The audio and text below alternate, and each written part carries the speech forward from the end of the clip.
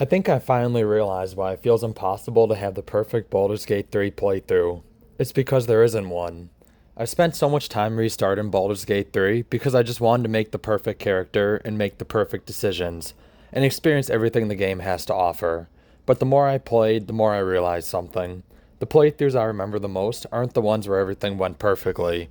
They're the ones where something went completely wrong. Because that's what gives a playthrough its identity. Every character you create in Baldur's Gate 3 has the potential to tell a completely different story. And I think sometimes we get so caught up in making the correct decisions that we forget we're playing a game. You don't always have to make the optimal choice, because sometimes the wrong choice is the better one.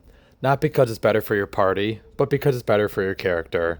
Imagine this. You create a paladin, and you want this character to be a noble hero who protects innocent people.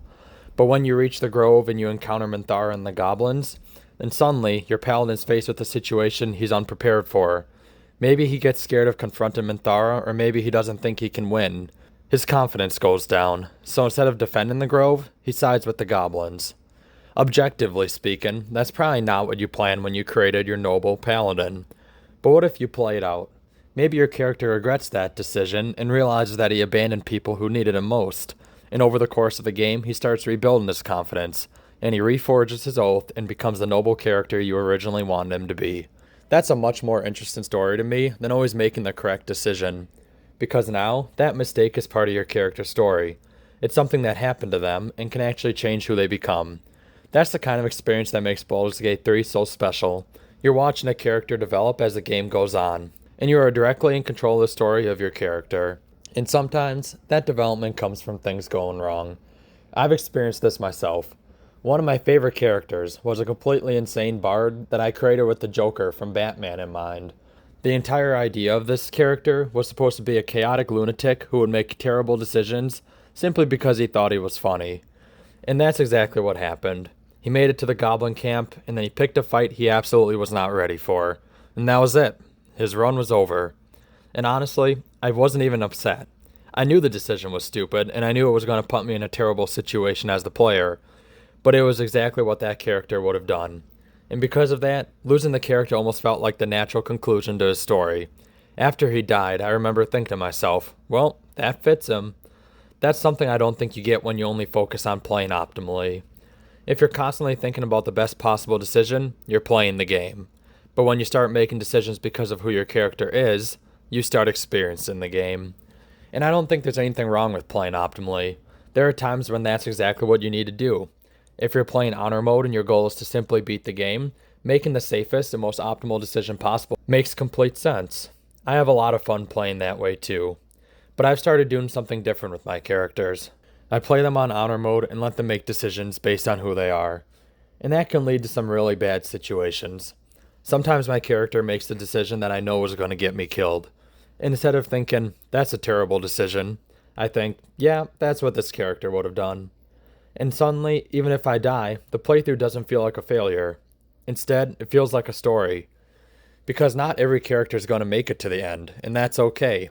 Not every playthrough needs to reach Act 3, and not every character needs to defeat the Netherbrain.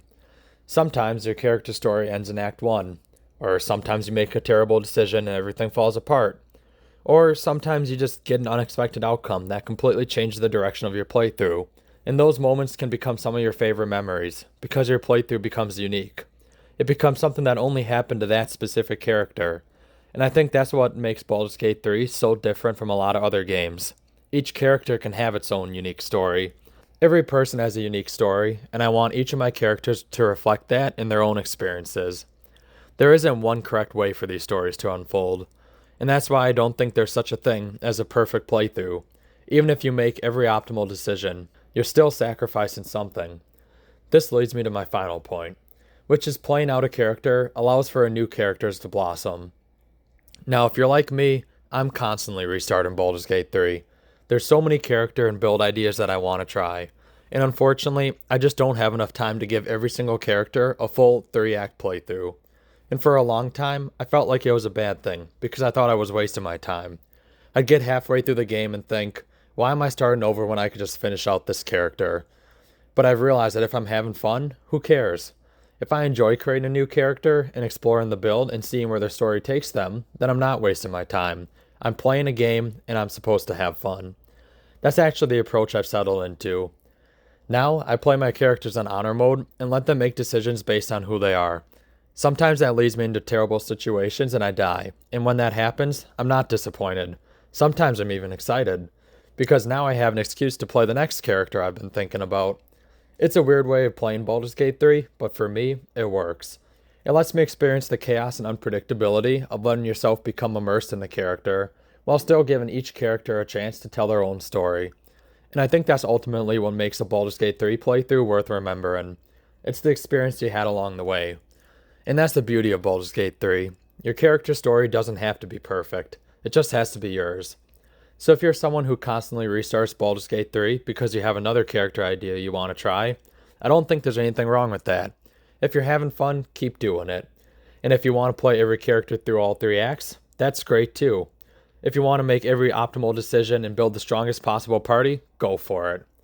And if you want to let your character make stupid decisions because that's what they would do, go for it. Because ultimately, Baldur's Gate 3 is a game. And with everything else going on in our lives, I think it's important to remember that games are supposed to be a place where we can relax, unwind, and have fun.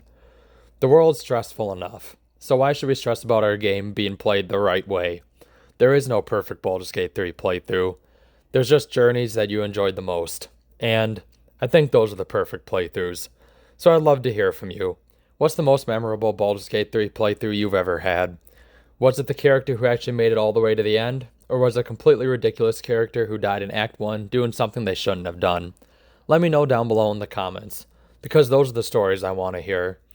Thanks for watching, and I'll see you in the next video.